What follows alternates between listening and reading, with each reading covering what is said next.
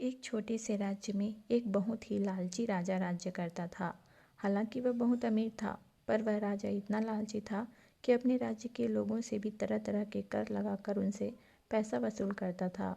वो राजा सोना, चांदी, हीरे आदि चीज़ों को बहुत पसंद करता था, लेकिन उसकी एक बेटी भी थी जिसे वो इन सब चीज़ों से ज़्यादा प्यार करता था। एक बार राजा अपने बगीचे में टहल रहा था, तभी उसने एक परी को देखा। परी के कुछ बाल पेड़ की शाखाओं में फंसे हुए थे। राजा परी के पास आया और उसे बाहर निकालने में मदद की। परी खुश हो गई और राजा को धन्यवाद देकर जाने लगी, लेकिन राजा ठहरा लालची। उसने परी से कहा, मैंने तुम्हारी मदद की है, तुम्हें इसके बदले मुझे कुछ देना होगा। परी ने कहा, तुम्हें क्या चाहिए? राजा ने कहा कि मेरी एक इच्छा है। तब परी ने पूछा कि कौन सी इच्छा है? तो राजा ने कहा, मेरी इच्छा है कि मैं जो भी चीज़ को हाथ लगाऊं वो चीज़ सोने की हो जाए। परी उसकी आभारी थी, सो उसने राजा की इच्छा पूरी कर दी और वहाँ से चली गई।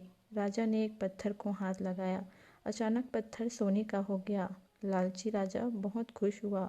अपनी पत्नी और अपनी लाडली बेटी को अपनी इस शक्ति के बारे में बताने के लिए अपने महल की ओर चल दिया। रास्ते में उसने कई पत्थर और कंकड़ को छूते हुए और उन्हें सोने में बदलते देखा।